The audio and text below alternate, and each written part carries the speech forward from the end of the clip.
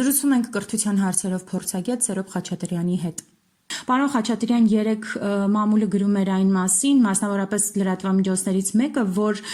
ռեկտորներից մեկին տրամադրվել է գիտության կոմիտեի նախագահի կողմից շրջաբերական, որով առաջարկվում է հայ ուսանողներին մասնակցել Թուրքիայի կրթաթոշակային ծրագրին։ Կխնդրեմ ձեր մեկնաբանությունը, սա իրենից ինչ է ենթադրում եւ նախկինում եւս նման ծրագրեր եղել են։ Ճիշտ ասած, մանրամասն չգիտեմ, տեսել եմ այդ լուրը, որ կա, նախկինում լսել եմ, որ եղել են դեպքեր, որ մարդիկ գնացել են Թուրքիա ինչ-որ դասընթացների, բայց կրթաթոշակային ծրագրերի գոյության մասին չեմ լսել Հայաստանի քաղաքացիների համար։ Բնական է, դա հիմա հասկանալի է ինչի է տեղի ունենում, պայմանավորված է ընթացիկ հայ-թուրքական, հայ-ադրբեջանական այդ երկխոսություններով եւ սա ոնց որ մի շղթայի մեջ է, ինչ որ չգիտեմ, բենզին առնելը, ՀԿ-ների հանդիպումները, այսինքն այս իրավիճակի քայլերն են եւ ենթադրում եմ, որ նմանատիպ քայլեր էլի կլինեն։ Պարոն Սարոբյան, սա իրենից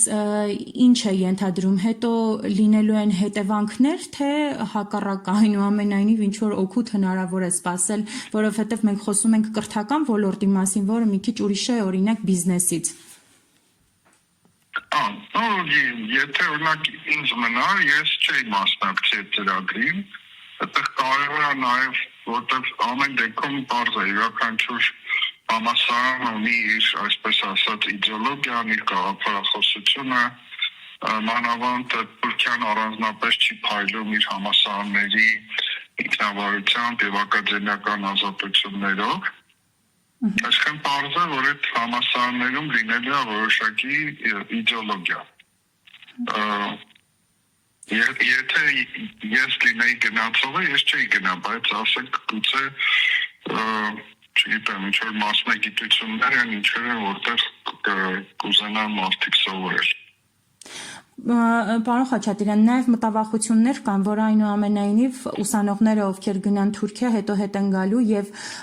Թուրքիայի ռոպագանդան են Հայաստանում անելու, որ թուրքերը են ցեղասպան ժողովուրդը չեն այլևս եւ այլն եւ այլն։ Սա իրենից ինչ ռիսկեր է ենթադրում։ Կարծում եմ նման բան այդպես կատեգորիկ ձևով են կարող ասել։ Նայած մարդ, գուցե կլինի մարդ, որ այդպիսի ինչ-որ քայլեր կարող է անել, բայց կարող է կլինի մարդ, որը միայն, այսպես ասած, ինչ-որ իր մասնագիտությունն է, դա կվերցնի կգա։ Հիմա դա կախված է անձից, իրավիճակից, բայց նորից եմ ասում, իհարկե կրթությունը իդեոլոգիա է։ Ես լինեի, ես կերադասեի հայկական համալսարանները, որտեղ Հայաստանի համալսարանները իրենց, այսպես ասած, ակադեմիական ազատության մակարդակով ավելի բարձր են։ Նաև այսօր, պարոն Խաչատրյան, որովհետև բուհերից այլ բաների մասին ենք լսում։ Լսում եք, բայց Թուրքիայի համեմատ եմ ես ասում։ Ես խոսում եմ ակադեմիական ազատության ինդեքսի մասին,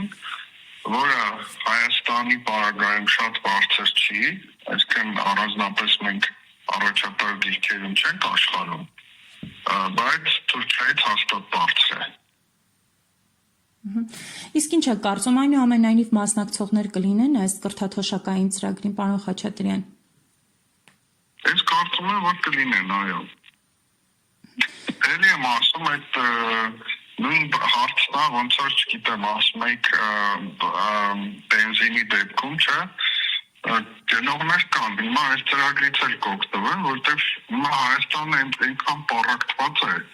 որ ամեն տեսակի մտածողություն կա, ու ինձ թվում է ինչ էլ առաջարկեն, շատերը կհամաձայնվեն, շատերը սխալ եմ ասում, բայց կլինեն համաձայնվող մարդիկ։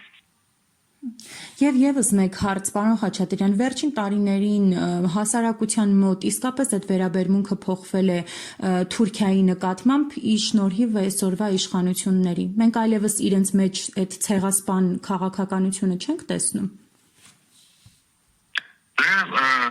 Տեսեք, այդպես շատ հեշտ չի փոխվում նման բաները, կարծում եմ մեր ժողովուրդը ամեն ինչ հիշում է, Բայց գիտեք ինչն է խնդիրը, ըստ մարդու քաղաքական դիրքավորման ինչ որ բան կարող է փոխվել, օրինակ ասենք ընդհանուր ժողովրդի մակարդակով բնականաբար չի փոխվում, բայց գիտեք որ կան մարդիկ, որոնք դերական են վերաբերվում գործող իշխանություններին